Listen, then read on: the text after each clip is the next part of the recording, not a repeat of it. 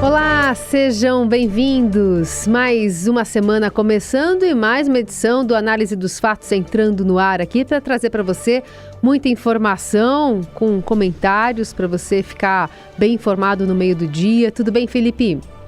Salve, salve, Carol, equipe da Eldorado FM, melhores ouvintes, sempre um prazer falar com vocês nesse Análise dos Fatos, o nosso resumo comentado na hora do almoço, para quem está no carro, no transporte público, almoçando com fone de ouvido, no trabalho, onde quer que seja, em casa, né? Ainda tem gente que ouve rádio em casa, vocês acompanham esse resumão e logo em seguida tudo fica disponível nas plataformas de podcast para vocês compartilharem com os amigos e familiares e ouvirem a qualquer hora. Vamos com tudo para mais uma semana quente. Vamos aos destaques da edição desta segunda, 29 de maio. Em semana de cúpula de líderes da América do Sul, Lula recebe Nicolás Maduro em Brasília. Deputado mais analógico da Câmara gasta R$240 mil da cota parlamentar em papéis, pastas e boletins em um único mês. E ainda as paralisações de ônibus que afetam passageiros em São Paulo e o saldo da virada cultural mais segura, porém esvaziada. O que acontece no Brasil e no mundo. Análise dos fatos. E a gente começa direto de Brasília com as informações do repórter Eduardo Gayer, que está acompanhando a agenda do presidente da Venezuela por aqui. Tudo bem, Gayer? Boa tarde. Oi, Carol, boa tarde para você. Estou aqui no Palácio do Planalto, onde o presidente Luiz Inácio Lula da Silva está reunido com o presidente da Venezuela, Nicolás Maduro. É uma reunião ampliada que conta com a participação também de ministros como Marina Silva, do Meio Ambiente, Fernando Haddad, da Fazenda, Alexandre Silveira, de Minas e Energia, o vice-presidente Geraldo Alckmin também está presente. A expectativa é que os dois daqui a pouquinho venham aqui no Salão Leste do Palácio do Planalto fazer uma coletiva de imprensa e também realizar assinatura de atos de cooperação. A expectativa é que eles assinem algo de cooperação na área da agricultura, por isso até o ministro da Agricultura, Carlos Fávaro, também está por aqui. Uma visita, claro, muito acompanhada por todo mundo, afinal Maduro não vinha ao Brasil desde 2015, ainda na gestão da ex-presidente Dilma Rousseff. A relação entre Brasil e Venezuela ficou muito afetada na gestão do ex-presidente Jair Bolsonaro e agora começa uma reaproximação logo desde o dia 1º de janeiro, né, com o governo do presidente Lula. Essa aproximação vem acontecendo agora, portanto, a primeira visita oficial desde então de Nicolás Maduro ao Brasil.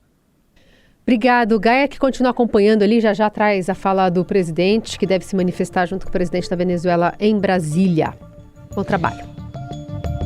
Bom, Lula recebendo um ditador, né? A Venezuela não tem presidente, ela tem um ditador, Nicolás Maduro, que já é o sucessor do ditador Hugo Chávez, né? Todos chegaram ao poder com a ajuda do Lula, que quando é questionado sobre algum elemento comprometedor desses regimes autoritários, ele fala que não pode interferir na autodeterminação dos povos, é preciso respeitar, mas ajudou todo esse pessoal a chegar ao poder. É bom lembrar que a Venezuela ainda deve dinheiro ao Brasil.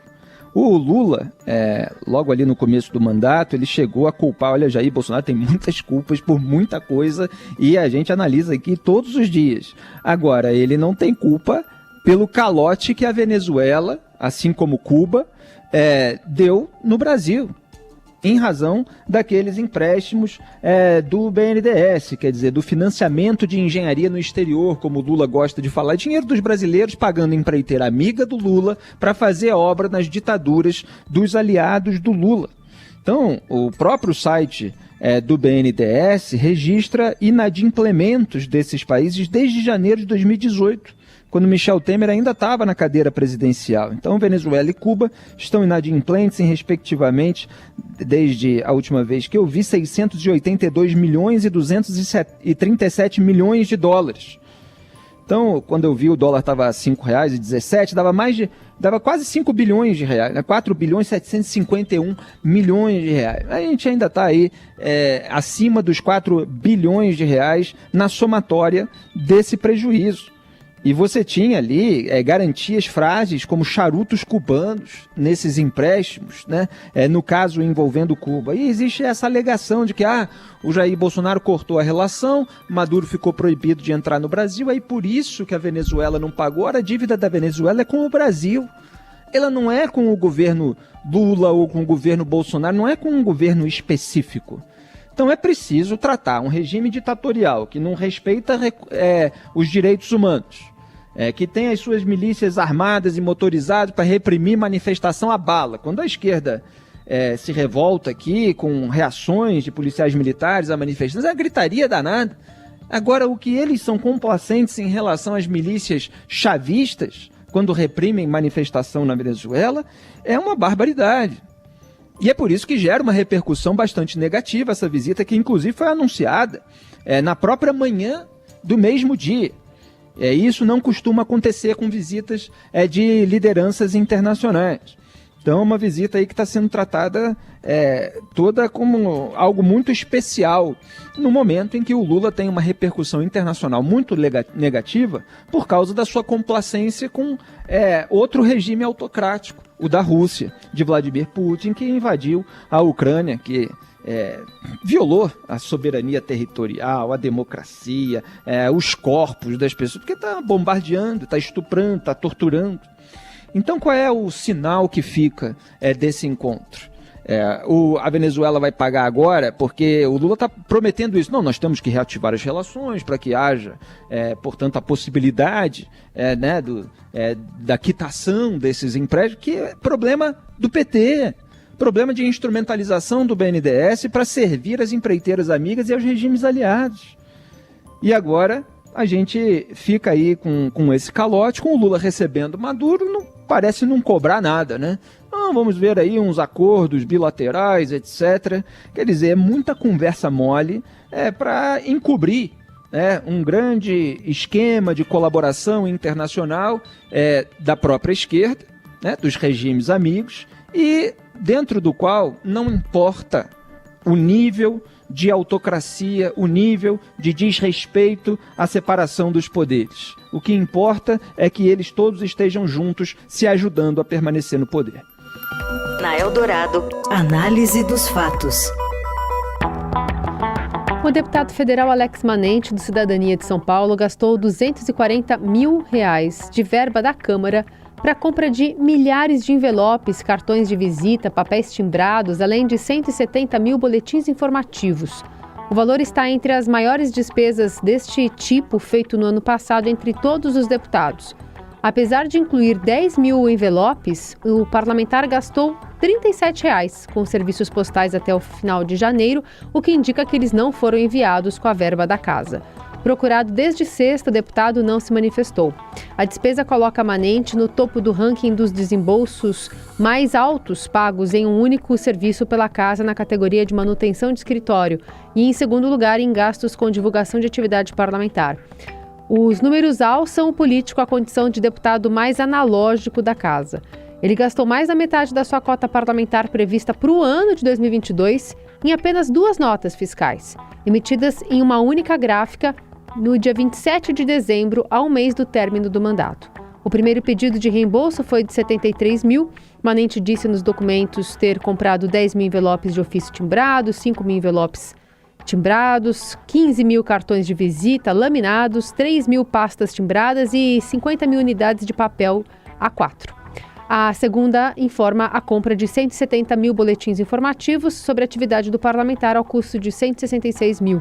As notas foram emitidas pela Lanagraf Serviços Gráficos, gráfica localizada em São Bernardo do Campo, município em que Manente é cotado para concorrer à prefeitura na eleição de 2024. É brincadeira, né? A gente fala aqui o tempo todo, o Estadão faz numerosas matérias e vai continuar fazendo, sabe por quê? Porque a Casa Legislativa, seja qual for no Brasil, na esfera municipal, estadual ou federal, é uma farra. Ela tem todas as brechas para que os parlamentares façam farra. É por isso que a gente vê um monte de história de rachadinha que geralmente não gera responsabilização e punição alguma. A gente viu o caso do Flávio Bolsonaro, com os mesmos métodos usados para aliviar a barra do Lula. Não, houve uma irregularidade no processo, então se apaga tudo aquilo que ocorreu antes do processo, que são os fatos investigados e que a gente sabe que existem. Por exemplo, o caso do Flávio era uma coisa assim, os dados que foram encontrados ali diante da quebra do sigilo do Flávio Bolsonaro são todos verdadeiros e todos mostram aquilo que aconteceu. Mas não podia ter quebrado daquela maneira, não era isso e tal, não sei o quê. Então, assim, a gente sabe o que aconteceu, mas se descobre que... Se descobre não, né? Porque não é uma descoberta, é uma alegação jurídica ali de defesa, e aí você tem um ministro no tribunal que geralmente é um aliado ou que quer um cargo no Supremo Tribunal Federal e aí acaba dando uma decisão favorável, anulando uma etapa do processo, seja a quebra do sigilo, seja a condenação, etc. E é isso que a gente vê. A gente viu a farra do orçamento secreto, também revelado pelo Estadão. Então, parlamentares pegando ali fatia do orçamento, mandando para as prefeituras dos seus familiares, que aí fazem obras ali junto com empresas dos amigos também, e você tem em cada etapa desse circuito o dinheiro possivelmente escoando. E você tem isso de verba de gabinete, cota parlamentar, sendo usada dessa maneira completamente absurda. Quer dizer, nós estamos já na era digital. O sujeito está gastando R$240 mil do povo brasileiro, que é dinheiro dos pagadores de impostos, com envelope, cartão de visita, papel timbrado. O que é isso? Voltamos à década de 80? Então é óbvio que essa gráfica precisa ser investigada, esse caso precisa ser investigado, porque muitas vezes os parlamentares, aqui eu estou falando de maneira genérica, muitas vezes os parlamentares eles têm direito a usar determinado dinheiro dos pagadores de impostos, mas eles precisam dar recibo e tal, não sei o quê. Então, nos casos de lavagem de dinheiro, nos casos de crimes, você emite notas frias, etc. Você vai botando aquele dinheiro como se você estivesse fazendo o gasto da maneira que é prevista na legislação, mas no fundo você está só acobertando uma forma de aquele dinheiro poder ser usado pelo parlamentar ou pelos demais membros do seu esquema à torto e à direito como eles quiserem. Então é isso que precisa ser apurado, porque é óbvio que levanta suspeita quando você está na era digital e R$240 mil são gastos com papel, né?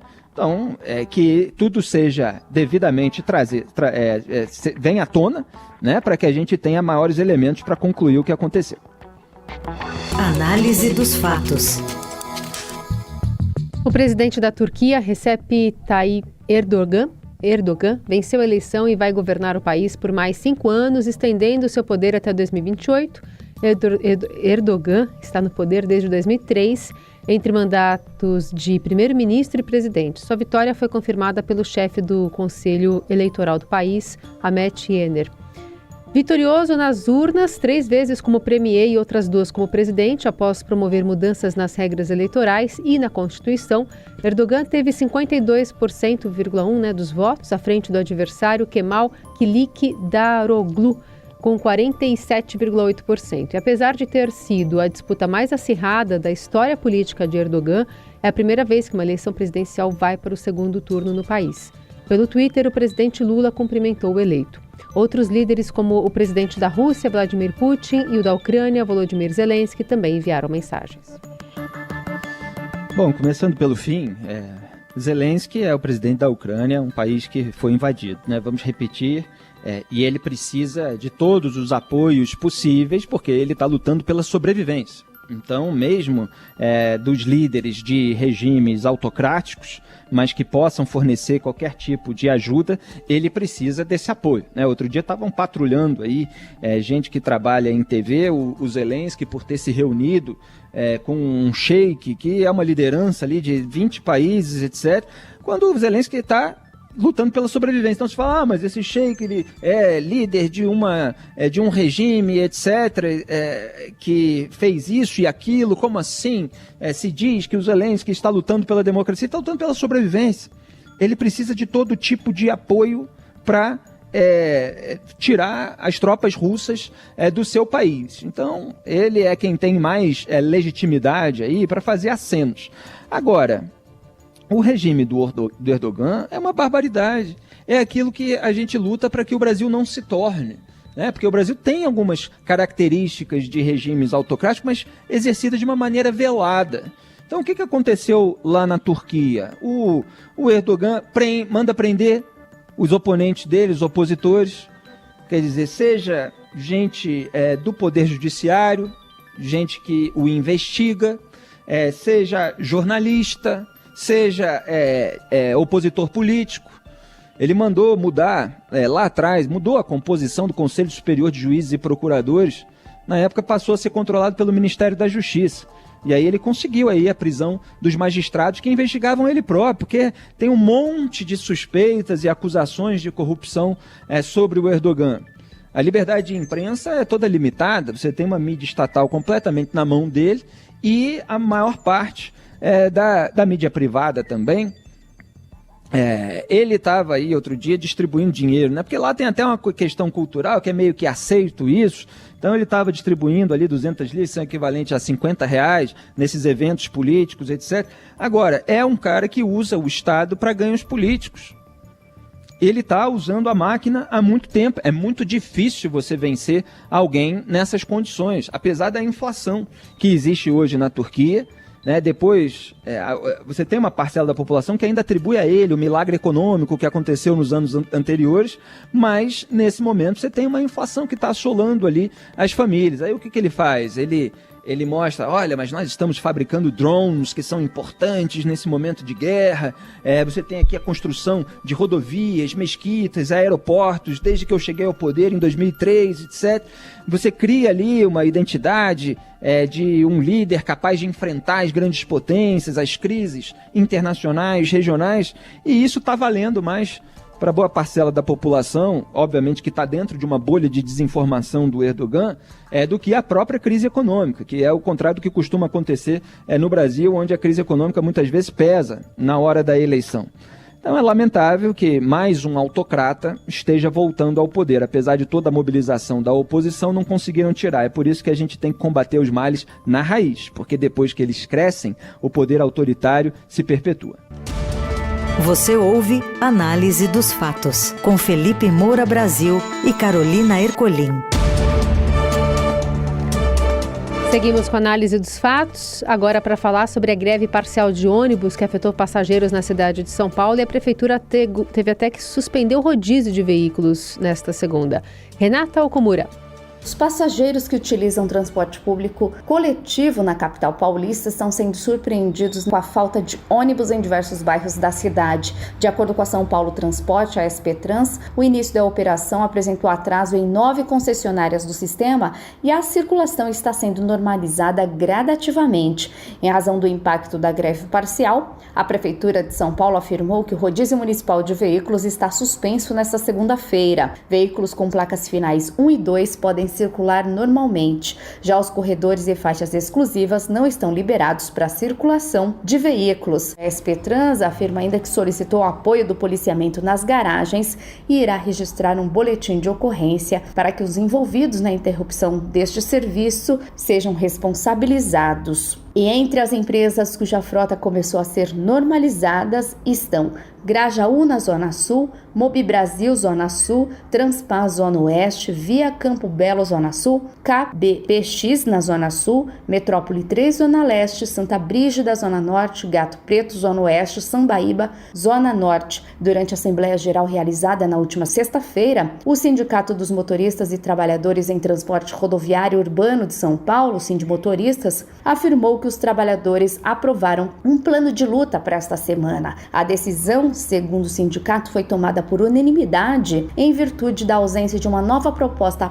patronal contendo a valorização das cláusulas econômicas e, em especial, a volta dos 30 minutos de refeição remunerados. Uma nova assembleia para avaliar o movimento está marcada para a próxima quinta-feira. E por que não foi respeitado o prazo legal de 72 horas para comunicação oficial antecipada à população e ao órgão gestor de paralisação de serviço essencial, como diz a nota da SP Trans? Quer dizer, que haja uma discussão sobre as condições de trabalho, remunerações, o que quer que seja, isso é absolutamente legítimo. Agora, ambas as partes precisam cumprir aquilo que está previsto na legislação sob pena de responsabilização e punição. E quando não há responsabilização e punição, vira esse caos, né? Porque aí o sindicato eventualmente se sente poderoso, podendo sabotar aquele dia de trabalho, gerar uma grande celeuma na cidade. E você deixa todo mundo refém. Quer dizer, tem um monte de gente postando na rede social, quando for assim, avisa e tal. Isso acontece também, de vez em quando, no Rio de Janeiro, quando há essas discussões, e é uma pena, porque a pessoa levanta cedo, às vezes de madrugada. Quer dizer, isso aí está prejudicando a população de São Paulo desde as 3 horas da manhã dessa segunda-feira. E aí não tem o ônibus para passar. Quer dizer, se a pessoa sabe disso de antemão, ela vai procurar uma carona, ela vai procurar um transporte público alternativo, ela vai juntar outras pessoas para pagar, para conseguir chegar até o trabalho. Você tem prejuízo para as empresas, porque os funcionários não chegam, eventualmente você tem materiais desperdiçados, etc. Tudo por causa de um imbróglio envolvendo aí as companhias e os sindicatos. Quer dizer, é lamentável, tomara que se encontre uma solução, mas quem desrespeitou a lei tem de ser punido. Na Eldorado, análise dos fatos. E a gente fala sobre furto de cabeamento que fez o São Paulo adiar a apresentação de Alexandre Pato no clube. Fala mais, Morelli. Olá, amigos, quero falar de Alexandre Pato, 33 anos agora no São Paulo. Nessa segunda-feira ia ter a apresentação oficial de Pato, com entrevista coletiva e quais seriam as suas perspectivas de jogar nesse São Paulo que parece que não perde mais com Dorival Júnior. 11 partidas sob o comando do treinador sem que o time perdesse. Mas não pôde ser realizada essa entrevista porque ali na região da Barra Funda, onde fica o CT de treinamento do São Paulo, cabos de fiação da internet foram roubados e toda aquela região permanece sem contato, sem internet, sem como atender aos pedidos de jornalistas e dos próprios funcionários do local. Um mau pressentimento. Tô brincando, claro, já tem gente trabalhando para resolver esse problema e o clube informou que para que ninguém perdesse essa apresentação, essa entrevista em relação às suas conexões, TV, rádio, portais, jornais, revistas, era melhor que fosse adiado para dar mais conforto e mais qualidade para quem fosse fazer essa entrevista com o Pato. O fato é que Pato ficou se recuperando no São Paulo, ele estava jogando no Orlando City dos Estados Unidos, convenceu a diretoria e o próprio Dorival Júnior de que ele mereceria uma chance, uma terceira chance no clube. E aí assinou um contrato até o fim dessa temporada, um contrato de produtividade. Vai ganhar mais se conseguir entregar mais em campo. Mesma coisa que aconteceu com o Lucas Lima lá no Santos. Fez um contrato de risco, convenceu a diretoria e depois renovou por mais 2 anos com o time da Baixada. A situação do Pato é a mesma. É isso, gente. Falei, um abraço a todos, valeu! Bom, eu queria que todos os contratos de jogadores do Flamengo fossem assim, né? Com essa cláusula de que vão receber desde que entreguem resultado, né? Que o time está horroroso. Eu falei aqui quando houve a troca do treinador, quando saiu o Vitor Pereira, quando o Sampaoli ainda era um dos cotados, que não bastava mudar o treinador, né? Que todo mundo ali se acha estrela, estava acomodado depois de um período de vitórias, né? Todos se deram bem ali na vida e agora precisam correr atrás. O único que está correndo é Ayrton Lucas, lateral esquerdo, que acabou convocado ontem para a seleção brasileira. Em relação ao furto de cabeamento, que atrapalhou aí essa apresentação do Alexandre Pato, isso é muito comum no Rio também, feito por usuários de drogas que furtam cabeamento, tampa de bueiro, os equipamentos ali das estações de trem, dos próprios trilhos, etc., para vender em ferro velho clandestino e conseguir um dinheiro, porque aquilo é reutilizado. Então é preciso ver se existe uma máfia disso aqui em São Paulo também, que agora está atingindo até o futebol. Esse país é uma farra. O que acontece no Brasil e no mundo. Análise dos fatos.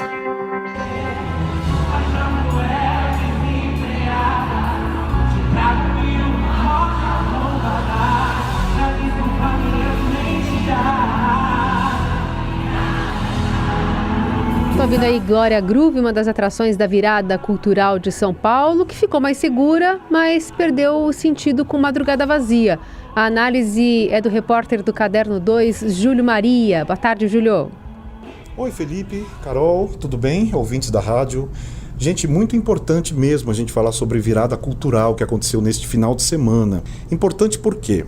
Eu estive em pelo menos 15 das últimas 18 viradas, né? Estou dizendo isso só para poder afirmar para vocês que funcionou o esquema de segurança finalmente pensado pelo poder público para um grande evento como esse. Todos os outros foram prejudicados. Todos os outros começaram nas páginas de cultura, como a gente faz as matérias, as coletivas de imprensa, e terminamos nas páginas policiais com muitos arrastões. Esta foi a primeira edição na qual não vimos episódios graves de violência. Digo isso porque fiquei lá de madrugada, fiquei lá no começo da noite de sábado, voltei para o domingo às 11h30 para ver aquela homenagem à Rita Lee. A gente tem que dizer, quando acontece, gente, os caras conseguiram. Pensaram segurança unido, inclusive a curadoria, a produção artística do evento. A coisa caminha junto, é verdade. Quando eles colocaram Glória Groove às 18, seguido de Baiana System às 20h30, são horários estratégicos, muito bem pensados. Por quê?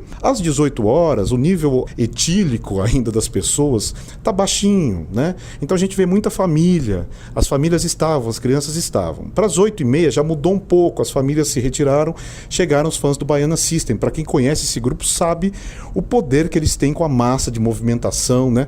Daquela catarse que acontece no meio do público. Ótimo, ainda era um horário muito bom, as pessoas estavam ali curtindo muito ainda nesse horário. Deixaram para mais tarde, então, lá para a madrugada, atrações um pouco menores. Isso fez com que a gente mesmo noticiasse, a virada deu uma esvaziada. Deu uma esvaziada porque era intenção mesmo. Agora, o esquema de segurança que eu quero dizer incluiu um drone, incluiu um helicóptero da PM, incluíram muitos e muitos homens ali destacados para essa função. A PM estava lá, a GCM estava lá, mas em pontos estratégicos dessa vez. Fizeram 5 torres elevadas, nas quais cada uma tinha 3 policiais, observando ângulos diferentes. Tudo isso fez com que a bandidagem realmente não conseguisse agir. Valeu a virada, os shows foram ótimos, tá bom? Um abraço para todo mundo, ótima semana, até logo.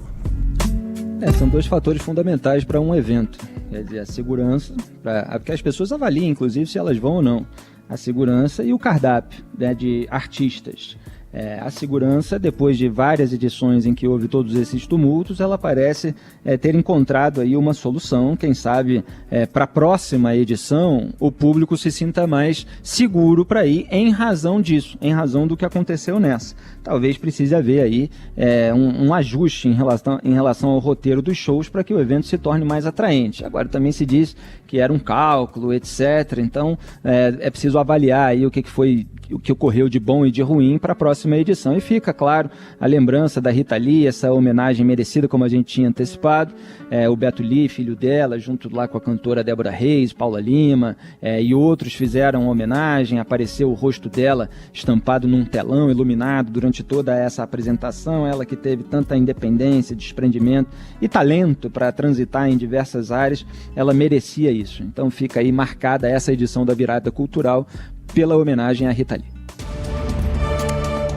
E assim fechamos mais uma análise dos fatos com produção, edição e coordenação de Laís Gotardo. Trabalhos técnicos de Moacir Biasi e o comando da mesa de som é de Carlos Amaral. Um beijo, Carol, melhores ouvintes, até amanhã. Valeu, boa semana.